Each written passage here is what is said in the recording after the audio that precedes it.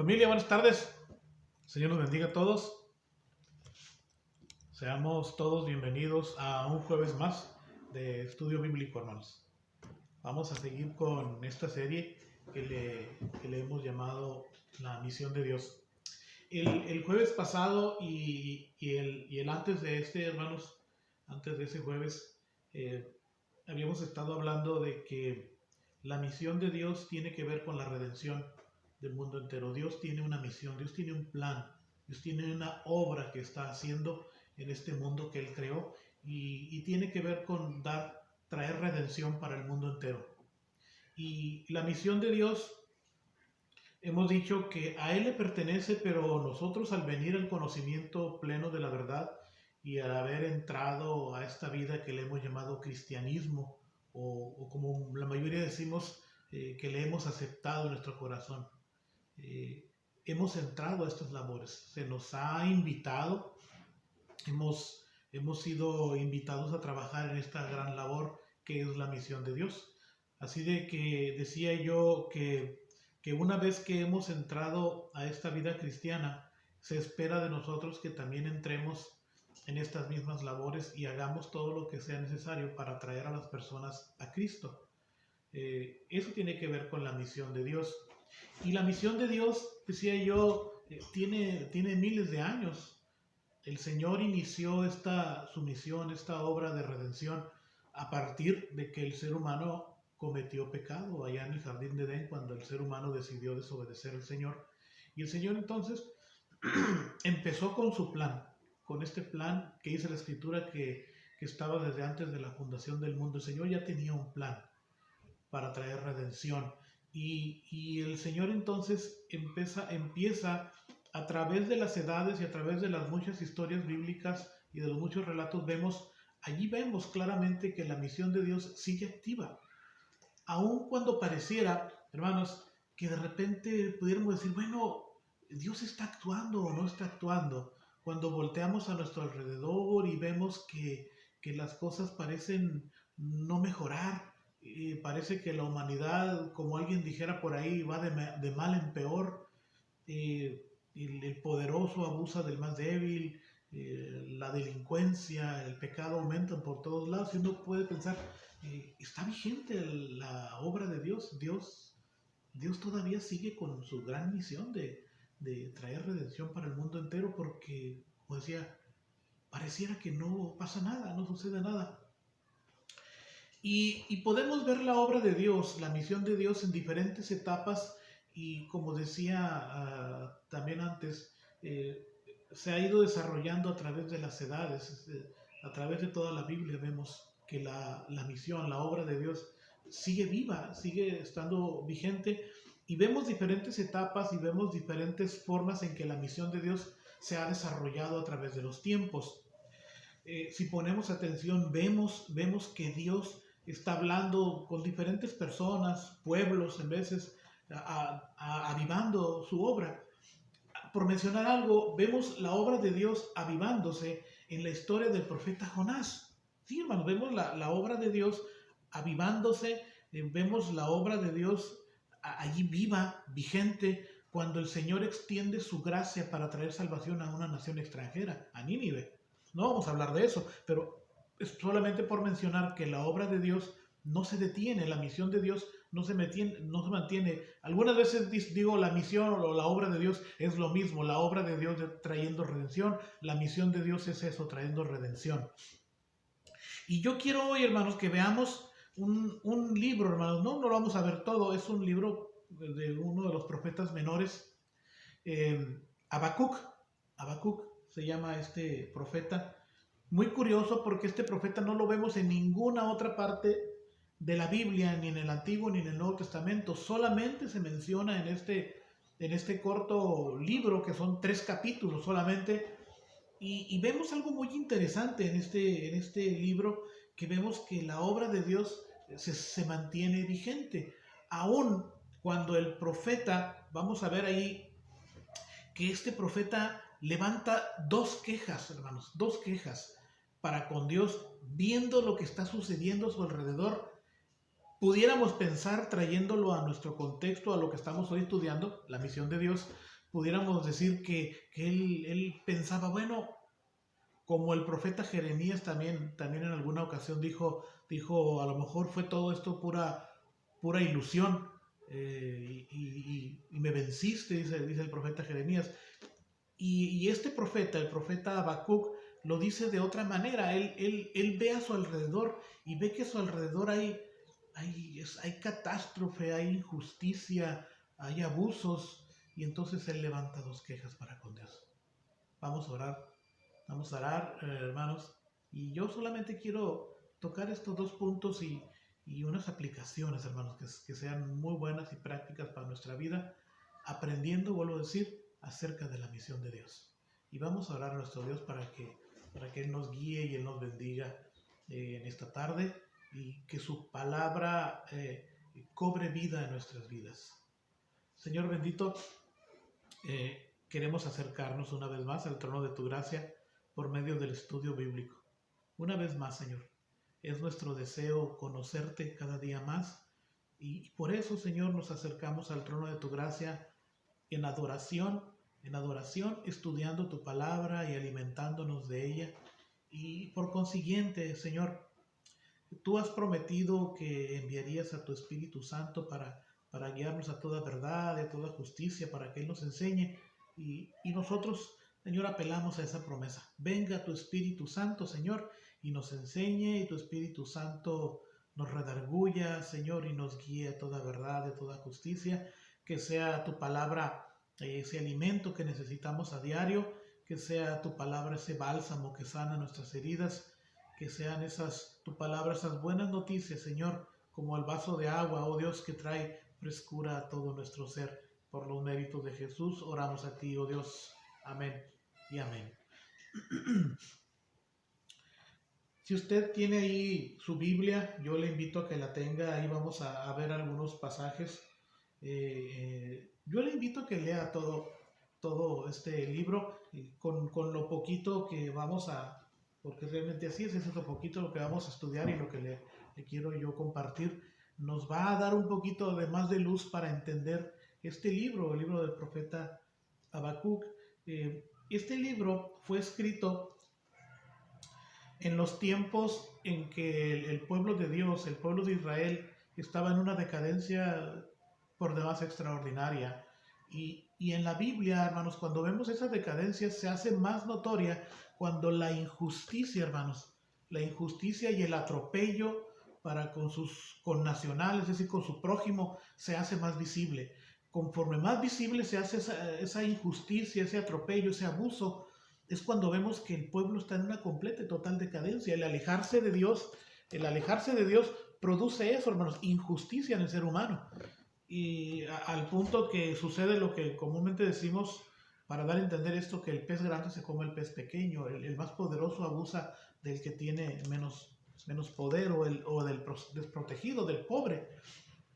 Y en este tiempo, en medio de este tiempo de una decadencia total, este profeta levanta su voz.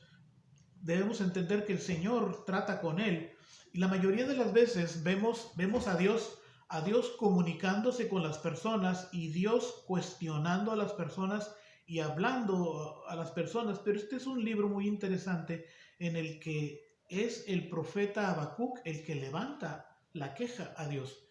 Es decir, es como si el profeta estuviera hablando con Dios, más bien se da una conversación, hermanos.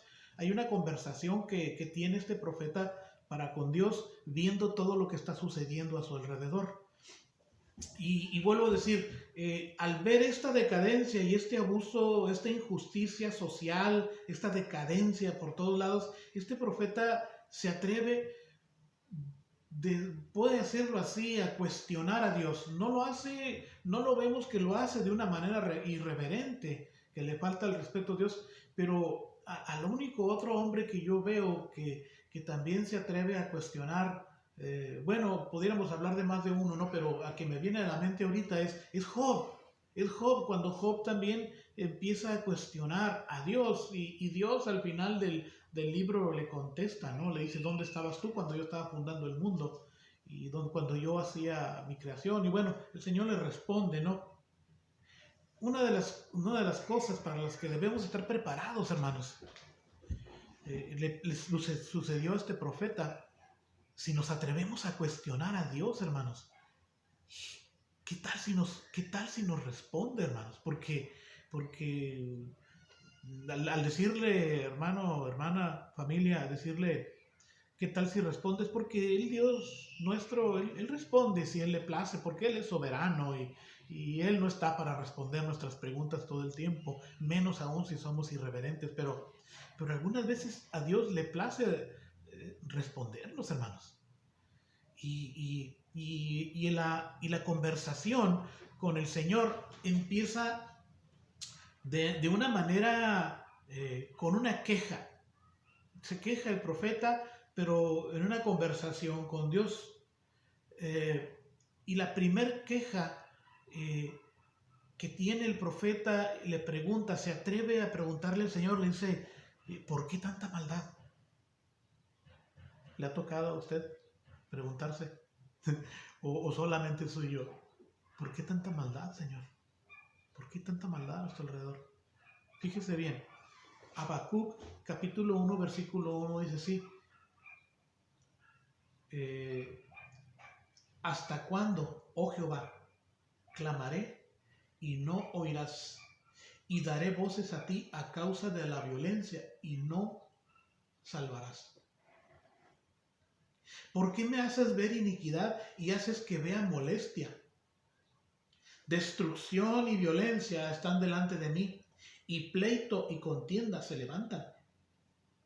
Fíjese bien lo que le dice el profeta al Señor, por lo cual la ley es debilitada, dice, y el juicio no sale según la verdad, por cuanto el impío asedia al justo, por eso sale torcida la justicia. No es nuevo, hermanos, que la justicia salga torcida.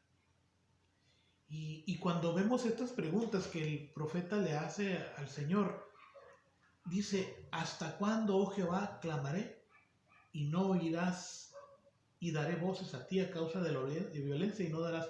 ¿Hasta cuándo? La idea de esto es que no es nuevo. La idea de esto es que el profeta tiene tiempo clamando al Señor y casi como si rompiera en desesperación y le dice, Señor, ya tengo tiempo llamando, Señor, y clamando a ti y no respondes. Bueno, en su parecer, ¿no? En el parecer del profeta Habacuc dice, Señor, ¿por qué clamo a ti? Y es más, ¿cuánto tiempo va a faltar? Y es más, me permites ver la injusticia y el juicio sale torcido. ¿Hasta cuándo?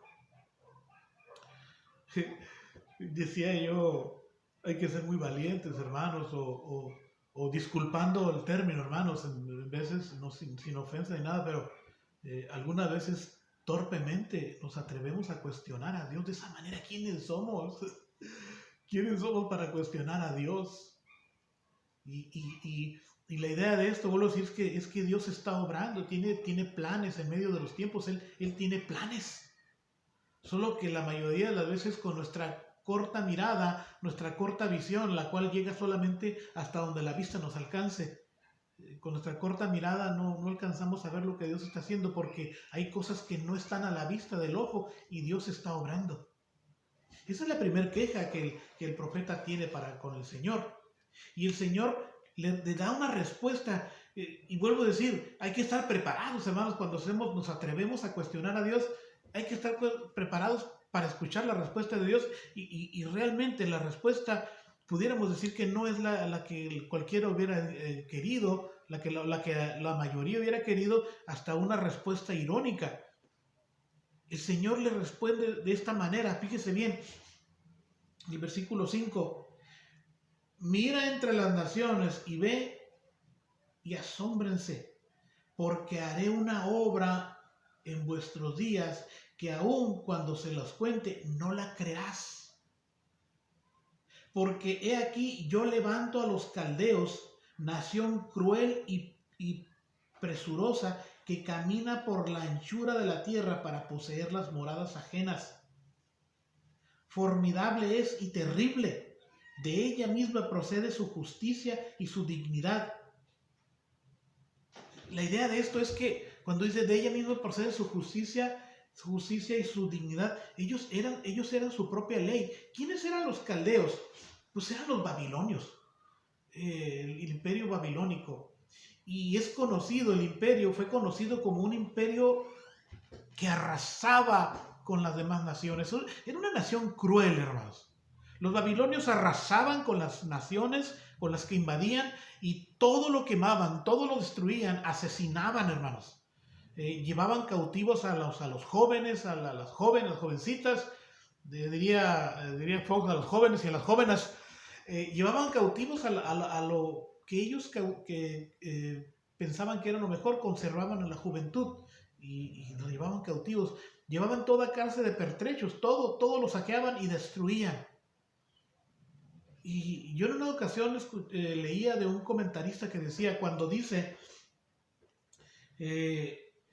nación, en versículo 6, nación cruel y presurosa que camina por la anchura de la tierra para poseer las moradas ajenas. Dice este comentarista que era tan enorme esta nación que cuando cabalgaba con sus ejércitos, la mayoría de los ejércitos, cuando vemos, por lo menos en las películas, hacían columnas, ¿no? Hacían columnas los ejércitos y marchaban en columnas.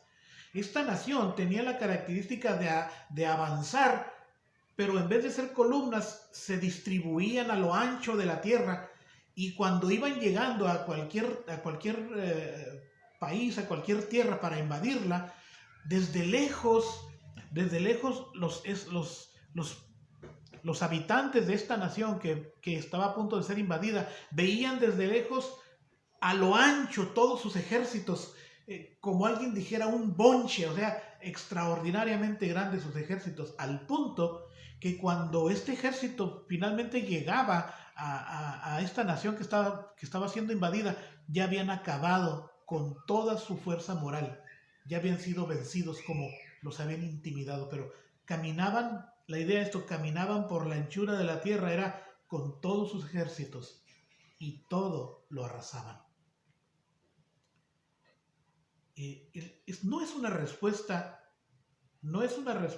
que alguien espera cuando estamos preguntando, Señor, ¿cuándo vas a hacer justicia? Y aprovecho para decir, hermanos, algunas veces sentimos, en verdad se lo digo, hermano, abro mi corazón y discierna esto que le voy a decir y trasciéndalo, es decir, vaya más allá de los hechos. Algunas veces sentimos que se nos ha hecho injusticia y clamamos a Dios por justicia. Y sabe que nuestro Dios es Dios justo, misericordioso y es un Dios que protege a los suyos. Y yo le digo, ¿qué tal si el Señor le responde y le hace justicia, hermano? Como un pastor que conozco dice, y como a mí me ha tocado comprobarlo también, si nos atrevemos a pedir justicia, algunas veces el Señor nos hace justicia y no nos gusta lo que vemos cuando Dios hace justicia a favor nuestro contra alguien que nos ha afligido. Yo le diría, hermano, todos tenemos derecho a pedirle justicia a nuestro Dios, pero yo le diría al Señor, que pida primero, Señor, que tenga misericordia de esas personas. Y este profeta pidió que el Señor le escuchara, pidió justicia, y el Señor le respondió, muy bien, te voy a responder algo que nadie se va a imaginar. Dice, mira y asómbrate, porque haré una obra en tus días, en vuestros días, que aun cuando se lo cuente, no lo vas a creer. Lo que yo estoy a punto de decírtelo, como dijera, no lo vas a poder creer. ¿Sabes qué voy a hacer? Voy a levantar una nación que es cruel, es poderosa, y la voy a usar como instrumento de justicia para que venga y destruya a tu nación. Es entonces, el profeta, yo me lo puedo imaginar, pero no era lo que yo quería. Yo quería, no sé, imaginándome, yo quería que trataras directamente con ese injusto y lo cambiaras a él, le hicieras justicia, pero vas a traer a esta nación cruel contra todo nuestro país. Y entonces Entonces nace la segunda queja del profeta. Esto está en el capítulo 1, versículo 12. Señor, ¿por qué usas tales medios como la invasión caldea para realizar tu justicia? Fíjese bien, el versículo 12. ¿No eres tú desde el principio, oh Jehová? Dios mío, santo mío, no moriremos, oh Jehová. Para juicio lo pusiste tú, oh roca, lo fundaste para castigar. Fíjese, hermano, lo que sigue, lo que se atreve el profeta a decirle. Muy limpio eres de ojos para ver el mal, ni puedes ver el agravio. ¿Por qué ves a los menospreciadores y callas cuando destruye el impío al más justo que él?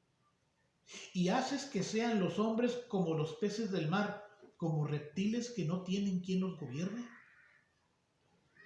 Sacará a todos con anzuelo, los recogerá con su red y los juntará en sus mallas, por lo cual se alegrará y se regocijará.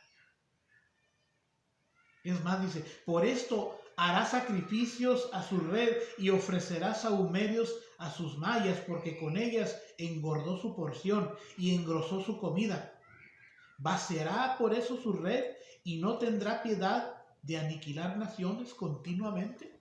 ¿Saben qué es lo que le está diciendo? Señor, ¿cómo es posible que vas a levantar a una nación que es más cruel? Es como decir, es una nación que es más injusta que tu propia nación y la vas a usar, Señor, como instrumento de justicia. Es más, Señor, cuando Él recoja todos estos despojos, es decir, cuando Él gane, el lenguaje que está utilizando el profeta aquí es como diciendo, cuando Él gane, cuando Él saquee todo, cuando haga toda clase de saqueos, que se lleve el oro, que se lleve todo lo que tiene de valor. ¿Sabes qué va a hacer, Señor? Él va a ofrecer sacrificios a sus dioses. Es lo que está diciendo aquí. Por esto hará sacrificios a su red y ofrecerá sahumerios a sus mallas, porque con ellas se engordó su porción y engrosó su comida. Le dice, Señor, es más, una vez que haya arrasado con esta nuestra nación, esta nación, Señor, esta nación va a ofrecer sacrificio a sus dioses. ¿Te va a gustar, Señor? Señor, ¿tú quieres que esa nación haga esto? Que haga sacrificios a sus dioses después de haber arrasado con nuestra nación. Es decir, vas a castigar al más justo. Juntamente, algunas veces utilizamos esta palabra coloquial, entre las patas, Señor, se van a ir los justos, van a sufrir también el que esta nación venga y arrase contra tu pueblo. Porque no solamente van a arrasar contra los injustos, Señor, también el justo va a sufrir las injusticias de esta nación. ¿Por qué, Señor? Y el Señor le responde. El Señor le da una respuesta. Algún día se va a comprobar que no se trata igual a los buenos y a los malos. Se va a comprobar que el que se mantenga fiel se salvará. Es una respuesta que sí nos trae paz, pero nos quedamos pensando ¿qué es lo que el Señor está diciendo? ¿Va a traer justicia? Es una nación, el profeta empezó quejándose porque sus connacionales, sus propios hermanos son injustos, son crueles, se aprovechan de los pobres, y él clama, el Señor responde y dice que no van a ser tratados igual los injustos como los justos. Y el Señor le responde que se va a comprobar un día que el trato no fue igual. Y a mí me viene a la mente, hermanos, yo creo que hemos hablado mucho de esto, como hemos visto que en este tiempo de pandemia, hermanos, hemos perdido muchos hermanos queridos, hermanos, pastores, pastoras, cristianos, hermanos nuestros, amigos, familia. Y nosotros nos podemos pensar, trayendo la colación, porque la obra de Dios está vigente y la obra de Dios sigue avivada y el Señor sigue buscando al impío para que se arrepienta, sigue buscando su arrepentimiento. El Señor sigue buscando la redención para el mundo entero, para todo pecador. Y nosotros nos podemos pensar, Señor, en medio de esta pandemia, ¿será que tú estás haciendo justicia, Señor? ¿Será que tú estás llamando al arrepentimiento a las personas? Pero entonces trayéndolo al ejemplo con el profeta, Señor, pero esta enfermedad, Señor, está acabando, este tiempo de pandemia está acabando tanto con tus hijos como con los que no son tus hijos. Pero entonces el Señor le responde, le dice que se va a comprobar que el trato no ha sido igual para los justos como para los injustos. Fíjese bien, hermano. Capítulo número 2, versículo 1. Sobre mi guarda estaré y sobre la fortaleza afirmaré el pie. Y velaré para ver lo que se me dirá. ¿Y qué he de responder tocante a mi queja? Y Jehová me respondió y dijo, escribe la visión y declárala en tablas para que corra el que leyere en ella, para que busque salvación, pues, para que se arrepienta. Escríbelo para que lo lean y que sepan. Aunque la visión tardará aún por un tiempo, más se apresura hacia el fin y no mentirá. Aunque tardare, espéralo, porque sin duda vendrá, no tardará. He aquí que aquel cuya alma no es recta se enorgullece, mas el justo por la fe vivirá. ¿Qué es lo que está diciendo el Señor? Mira, escribe todo lo que te voy a decir. Aunque no va a venir de inmediato, pero va a venir, segurito va a venir mi juicio. Y para que los que lean pongan atención, aquí dice para que huyan, es decir, para que buscan el perdón. Huye del peligro, es arrepiéntete a tu Dios. Para que huyan, para que se arrepientan. Y dice, aunque el impío, dice también, he aquí aquel cuya alma no es recta, se enorgullece, aquel impío, el que no es justo, se llena de soberbia, de orgullo. Lejos de atender al mensaje de arrepentimiento, se enorgullece, se ensoberbece.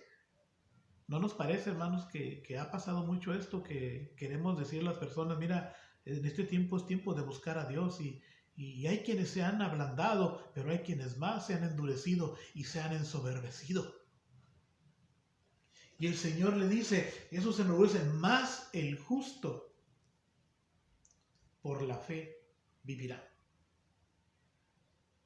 Y también el que es dado al vino es traicionero, hombre soberbio que no permanecerá. Ensanchó como el Seol su alma y es como la muerte que no se saciará. Antes reunió para sí todas las gentes y juntó para sí todos los pueblos. Se enorgulleció, pues, se jactó de sí mismo, buscó su salvación en sí mismo. Pero dice la Escritura, pero el justo por la fe vivirá. Nosotros nos acercamos, hermanos, a Dios.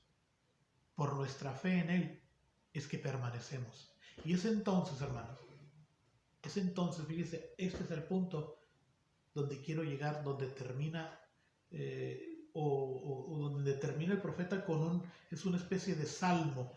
Si lo leemos, termina el capítulo 3, es como un salmo, es como un canto, como un cántico.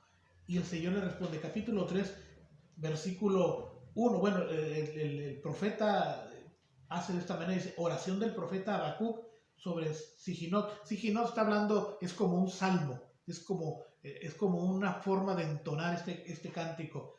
Oh Jehová, fíjese bien, he oído tu palabra y temí. Oh Jehová, aviva tu obra en medio de los tiempos hazla conocer. En la ira, acuérdate de la misericordia. Es como si hubiera dicho el profeta, Señor, bueno, lo que escuché no me gustó. He escuchado tu palabra y me ha traído temor por lo que vas a hacer. Pero, sin embargo, el profeta aún así dice, Señor, aviva tu obra. En medio de los tiempos,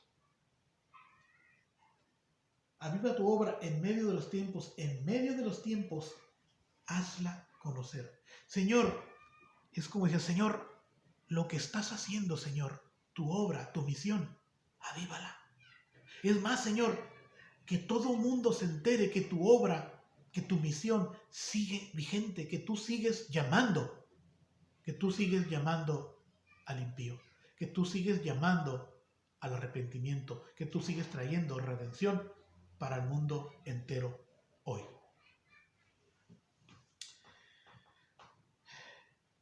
La obra de Dios, hermanos, la misión de Dios sigue vigente. Este es uno de los ejemplos en los que vemos que pudiera estar oculto a nuestros ojos que Dios sigue obrando a través de los tiempos. Y el profeta lo dijo muy claro: Señor, aviva tu obra en medio de los tiempos, dala a conocer. Señor, que se dé a conocer, que todos conozcan que tú sigues obrando en medio de los tiempos. Como ese título que le pusieron a esa película: Dios no está muerto. Dios sigue vivo, más vivo que como siempre, iba a decir que siempre, vivo como siempre, Él vive. Como dijo una persona, un predicador en cierta ocasión: ¿cómo dicen que Dios está muerto si esta mañana platiqué con Él? Dios está vivo y sigue obrando en medio de los tiempos.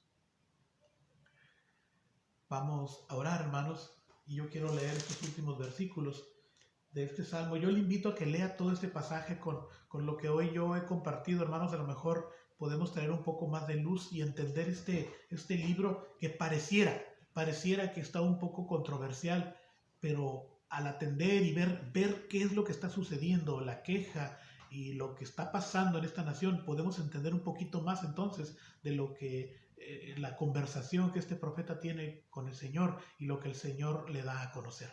Yo le quiero leer estos últimos versículos, le vuelvo a decir, a partir del capítulo 3, es un salmo, es un himno, es un cántico, y yo quiero leer los últimos 3 versículos del capítulo 3, que son el 17, 18 y 19.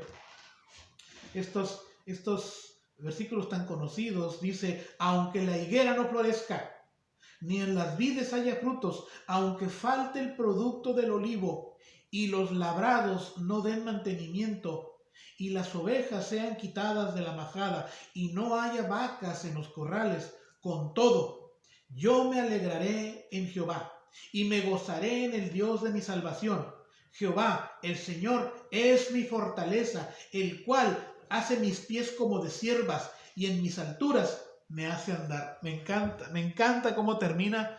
Él está diciendo: Señor, aunque parezca, porque es la verdad, aunque parezca que no hay fruta, Señor, no hay comida, que no hay carne, es lo que está diciendo, aunque se acabe el producto, yo me voy a alegrar en el Dios de mi salvación. Con todo, yo me alegraré en Jehová y se me gozaré en el Dios de mi salvación. Las últimas 2 líneas que dice: el cual hace mis pies como de ciervas y en mis alturas me hace andar. ¿Sabe qué es lo que está diciendo el profeta?